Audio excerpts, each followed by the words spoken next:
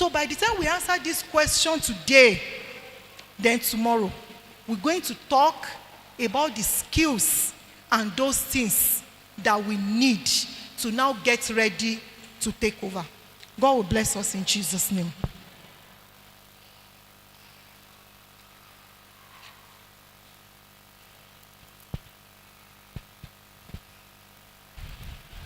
So, but if you find it difficult to sit down and think about it, just think about the life you have been living from primary school up till now.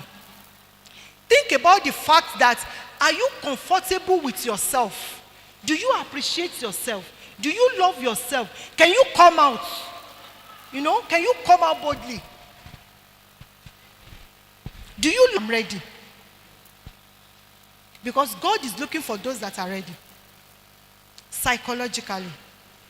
So over the night, my brothers and sisters, I want us to think about it.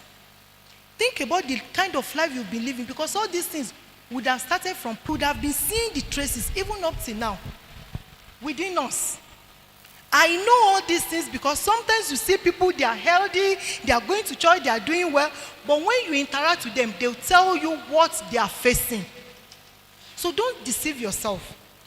Go home, think about your life, think about what has been caging you, think about your experience from primary school up till now, and then think of how to deal with it. It might not be something that we can say here. Our experiences are different. And what we don't have, we cannot give. Do you know that a senior colleague of mine was saying something the other time, that somebody came for a therapist. And so, when he wanted to attend to that person, he found out that what has happened in her past was also affecting her. So she could not render the therapy. Let me give you an example. Maybe you've been in an actually. If we don't deal with ourselves, things, life, negative experiences, like maybe you've been disappointed before, maybe you've been raped before, all these things. I've seen someone that told me that she was once a choir, but she committed a sin. She went into adultery and all that. She said anytime she stands like this, it will seem as if everybody is looking at her, as if she's naked in front of everybody. That is an issue that will not allow her to move forward. So there might be a lot of different things like that. Some people, unforgiveness. Maybe your parent has done something in the past or whatever, you are holding on to it. We call them unresolved conflict. If you don't deal with this thing, you are not ready to take over, you are not ready to carry the gun, to face life challenges. So God will help us in Jesus' name. So let us prepare ourselves. Let us deal with that mind so that we will move to the next stage. God bless us in Jesus' name.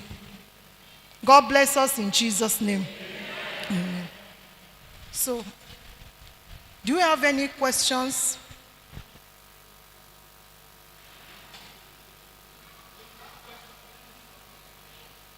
Okay.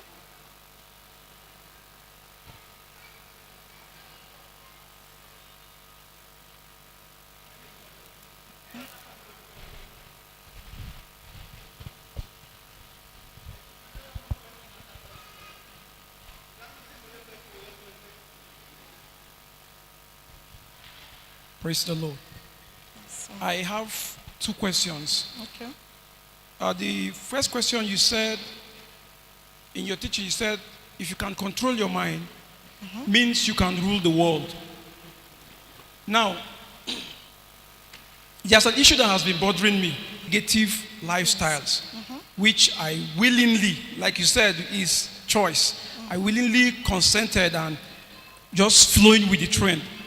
Now, a lot of those experiences, even after giving my life to Christ, after getting to a particular stage, which I feel to an extent, I should be able to say, I have grown. But at times, maybe, especially when I'm praying, one of those images will just flash in my mind.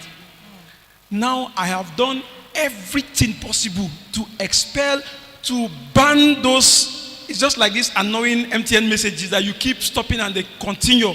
That's how it is. So, can we now say, can this thing be resolved medically? That is my first question. Okay. Okay. Okay. The second question is, I had a chat with a reverend whom I respect so much as a father, and he told me something. He said there was a point in his ministerial work, he was posted to a very remote area where they had no access to medical facilities. So he said there was a period when his 2 kids were seriously ill. Now he had no money to take them to the hospital, and besides, the facility is very far, so he could not access it.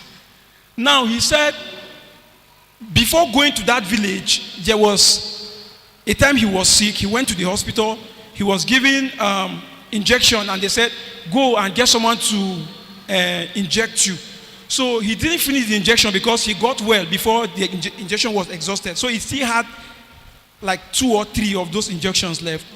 So since his kids were sick, he didn't know what to do. He didn't even know what was wrong with them to give injection or give drugs and things like that.